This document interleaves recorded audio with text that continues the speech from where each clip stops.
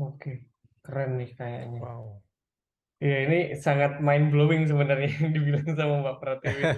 Iya, Sorry, kalau kadung ngomong itu nggak bisa berhenti ya, jadi kayak mohon maaf. nggak masalah, nggak masalah. Ya, Gak apa-apa, tapi Mbak, ini tapi cukup enlightening banget sih, iya cukup betul betul. ngebuka pikiran banget ya. Terutama tadi tentang mention kalau misal hidup dibalik gitu, bukan berarti harus spend sekarang, tapi spend nanti gitu, karena nanti bakal lebih murah Yes, gitu kan. slow time Itu, preference, itu katanya Sepidin. iya, iya itu luar biasa sih idenya gitu. Oke, eh ya. Nah, tapi kan kalau Satu saya hal lihat ya lagi Mas sekarang, Puji, boleh boleh. sorry yang tadi di spend nanti. Ketika kita berusaha spend nanti dan kita nggak takut, kita nggak punya uang, manusia akan apa? Lebih fokus berkarya daripada spending. Exactly. Manusia lebih fokus untuk production daripada consumption. Ya. Seperti itu. Exactly, bener banget. Tapi kan ini banyak pertahanan ya, termasuk pemerintah pun dia mau bikin CBDC gitu, mau ngedefense nih Yes. gitu ya. Ya, Enggak, pasti. jangan Ya. kripto gitu, kita bikin sendiri gitu kan. Nah, gimana Not tuh gonna make pendapatnya? it. Oke, sekarang kita, kalau kita itu ngomong bahwa eh, negara kita itu totalitarian dan komunis, ya silakan bikin CBDC seperti Cina. Cina Republic of China ya, mainland China ya. Mereka kan bikin digital yuan. Bahkan waktu mereka publish digital yuan pun, mereka publish expiration date.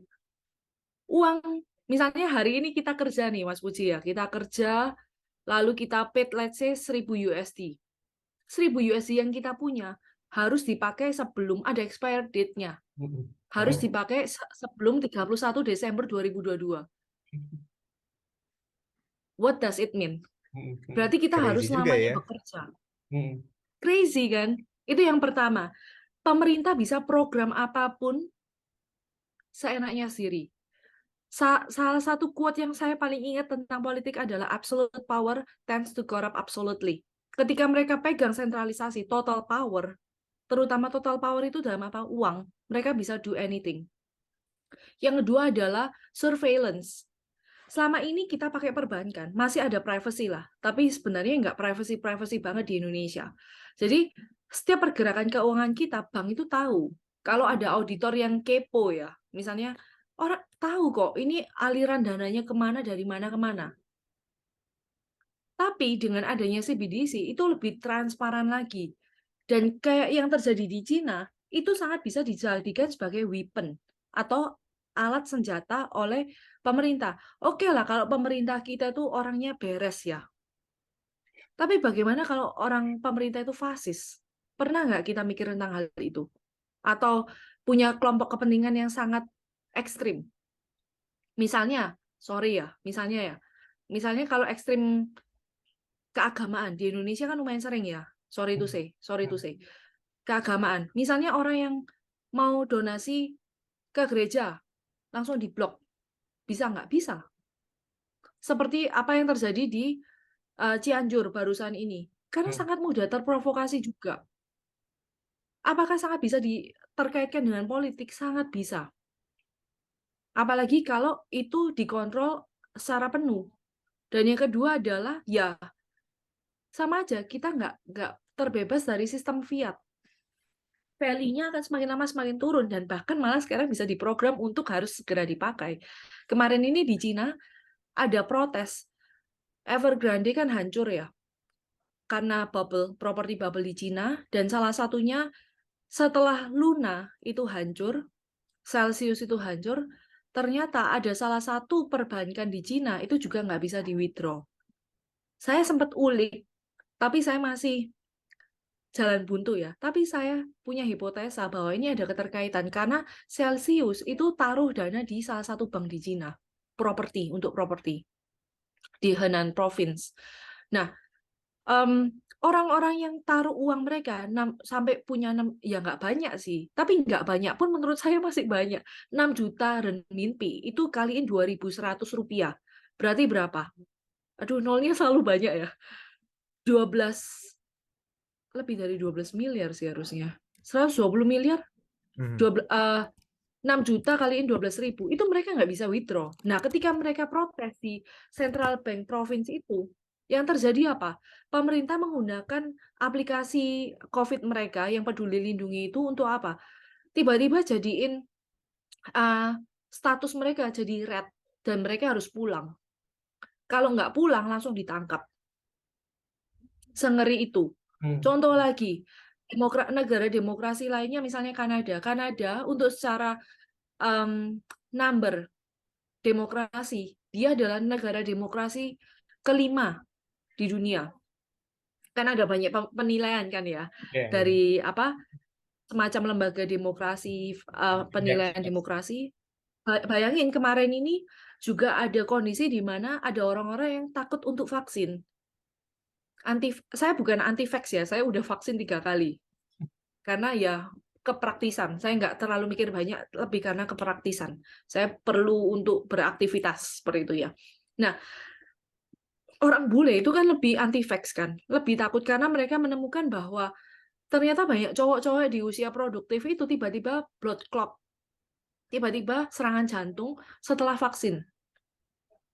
Dan benarnya vaksin ini pun kan juga bukanlah obat yang udah sempurna seperti itu ya, dan mereka menyampaikan ketidaksetujuan mereka untuk divaksin.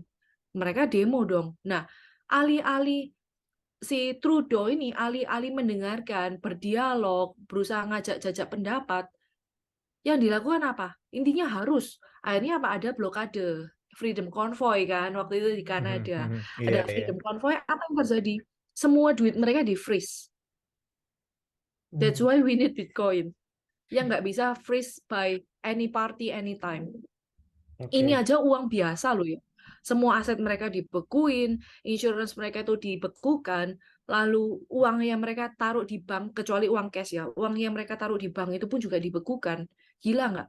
Itu uang hasil kerja keras loh, bukan yang asal dapat, asal cetak aja loh, asal korupsi loh. Itu uang rakyat loh. Ternyata dengan label demokratis pun itu bisa terjadi, apalagi dengan CBDC yang semuanya terdigitalisasi dan terkoneksi satu sama lain, sangat-sangat rawan untuk disalahgunakan oleh oknum kepentingan tertentu. Itu yang harus kita belajar untuk melek seperti itu. Ini sangat sebenarnya kalau Kritis paling nggak. kalau aku ya Mbak, sebenarnya ini sangat membuat, aduh, ini kok bahaya banget kayaknya dunia ya gitu. Jadi apa namanya? Mungkin mungkin gini Mbak Pratiwi. Jadi kalau misalkan tadi udah dibahas tentang revolutionary value dari Bitcoin gitu, kripto, terus kemudian kekacauan atau kekeosan yang terjadi karena memaksakan sistem fiat ini ke decentralized itu tadi. Terus gimana sih? Ini mungkin pertanyaan terakhir juga ya Mbak. Jadi eh, gimana sih seharusnya nih menurut Mbak Pratiwi seharusnya kita menyikapi uang gitu, entah itu digital, entah itu fiat, entah itu apapun. Oke,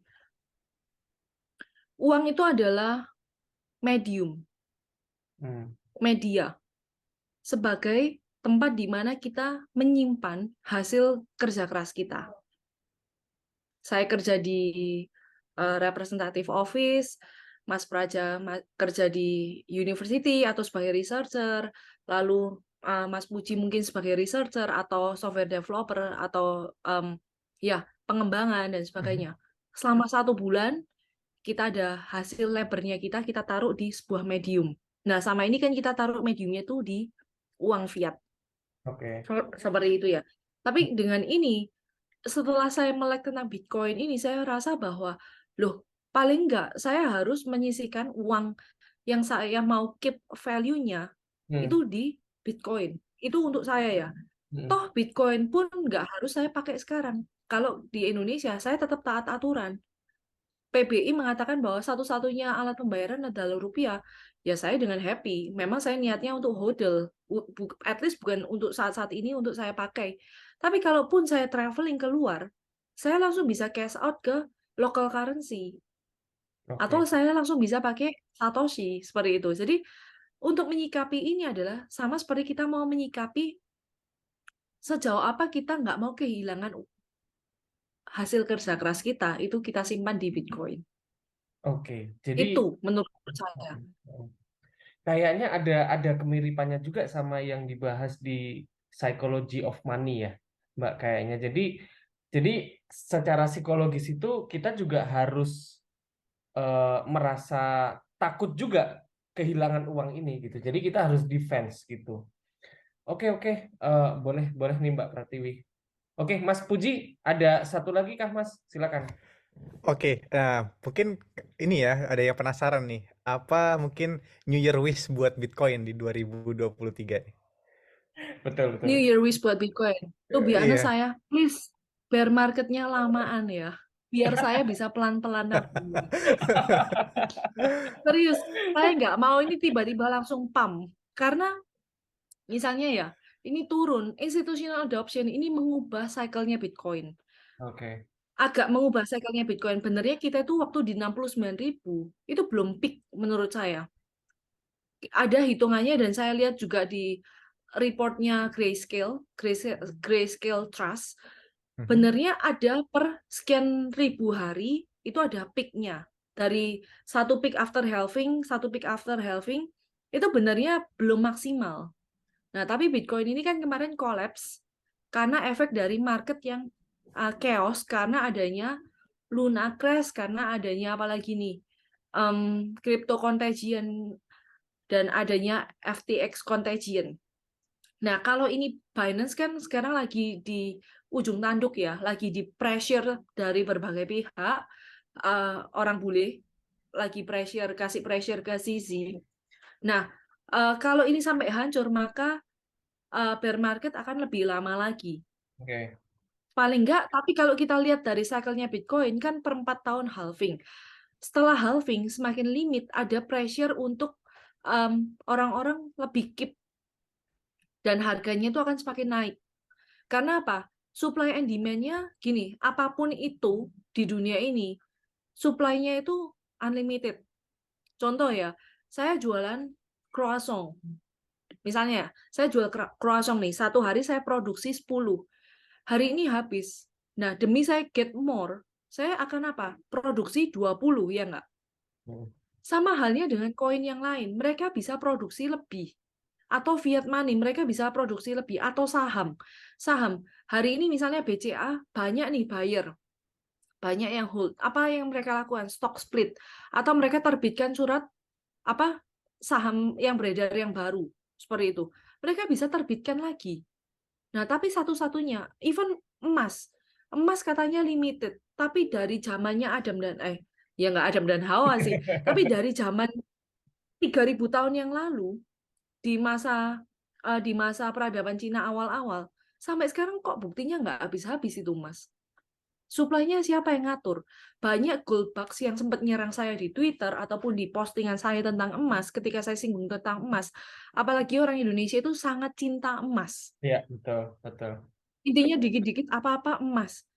Kalau kita mau bicara tentang ekonomi, harga naik ketika apa? Supply lebih sedikit daripada demand, ya nggak? Itu baru harga naik. Tapi kalau supply lebih banyak daripada demand, maka harganya turun. Nah, Bitcoin ini supply-nya fix, cuman bakal ada 21 juta. Nah, sekarang ini adopsinya itu masih 1-2%. Nah, kalau semua orang, 7 miliar orang, nggak usah muluk-muluk, 50%-nya aja, 3,5 miliar, itu pada beli Bitcoin semua. Nggak cukup. Maka pressure harganya itu akan semakin naik. Seperti itu. Jadi, untuk dari Bitcoin ini sendiri, ini adalah kesempatan langka dan nggak akan ada cryptocurrency baru apapun yang bisa nyamai Bitcoin, apalagi yang proof of work ya. Karena Bitcoin ini sendiri pun kan dari dulu udah underestimated. Jadi ketika network-nya masih kecil, hash rate-nya masih kecil, prone to be attacked dengan 51% attack, no one attack Bitcoin. Karena sepele, halah uang scammer lah, atau uangnya dark web, atau uangnya para nerd. Tapi begitu hash rate-nya semakin tinggi, udah nggak ada yang bisa serang Bitcoin. Kayak itu. Jadi even ada proof of work yang lain, mereka akan kena apa? Mereka kena apa? 51% attack. Ethereum Classic berapa kali itu kena? Raven coin yang masih pakai POW juga berapa kali itu kena, iya nggak? Jadi that's why orang-orang melihat bahwa Bitcoin ini adalah one in a lifetime monetary revolution. Dan kalau kita miss ini, ya sayang sekali gitu ya. Dan kalau teman-teman kita sendiri, saya pun juga sometimes juga sharing ke beberapa teman ataupun keluarga, saya share tentang hal ini, ya saya harap pun mereka juga lebih melek tentang sistem keuangan seperti itu. Dan again tentang yang dikatakan oleh Mas Praja tentang pressure untuk kita saving, kita bisa saving di apapun, bahkan kita saving di jam Rolex kayak gitu ya. Jadi kalau kita, tapi jam Rolex pun perusahaan Rolex bisa terbitkan lagi, tapi Bitcoin nggak ada yang bisa terbitkan lagi. Jadi semuanya itu kembali lagi ke economic behavior, opportunity cost. Kalau ini ada satu-satunya yang langka, kenapa kita nggak alihkan ke yang langka dulu kayak itu? Oke. Thank you banget buat New Year wish-nya buat Bitcoin, Mbak Pratiwi. Lamaan dikit ya bear marketnya. Oke, oke. Oke. Thank you juga Mas Puji. Udah siap-siap nyerok nih kayaknya. Iya. Enggak. Ini jaga mental aja sih. Ya, 1 minggu sekali DCA, 1 minggu di DCA. Jadi biar emosinya terjaga juga. Oke. Ntar aku Gatel sih kalau lagi turun gitu ya, kepingin beli banyak kan. Tapi kalau dijual karena money management jelek ya what for ya. Ya, betul. Oke, terima kasih banyak Mbak Pratiwi, Mas Puji untuk forumnya malam ini. Ini adalah satu podcast yang kayaknya paling lama ya, Mas. Paling lama dan anehnya kita nggak ngantuk, Mbak. Jadi Iya, perlu part 2 nih. iya betul. Oke. Sama kayak film Avatar nih. Jadi banyak yang komen, oh ternyata nggak ngantuk ya nonton Avatar walaupun lama gitu ya. Jadi this is mind blowing dan kita berharap dari Stacks Indonesia, Mbak Pratiwi, kita berharap bisa, karena kita sama-sama concern di edukasi juga. Kita berharap bisa kolaps lebih di program-program lainnya, baik dari Konveritas, Indonesia Bitcoin Conference atau program-program dari Stacks kayak gitu. Thank you banget Mbak Pratiwi buat malam ini, sangat eye opening lah dari penjelasannya Mbak Pratiwi. Thank you Iya. banget Mas Puji udah disempetin hadir Mas, karena nggak pengen kehilangan momentum ini juga. Iya, ini harus ada part 2 sebenarnya Praja ini. Oke. Kayaknya kita harus buat part 2 nih. Soalnya banyak hal yang menumbuh pertanyaan baru gitu kan. Tadi kan udah mention banyak hal ya, revolusi financial system segala macamnya gitu kan. Kayaknya banyak hal yang perlu kita gali lagi nih karena belum selesai kayaknya nih pembahasannya. Siap. Oke. Kita booking lagi Mbak Pratiwi. Siap diatur aja.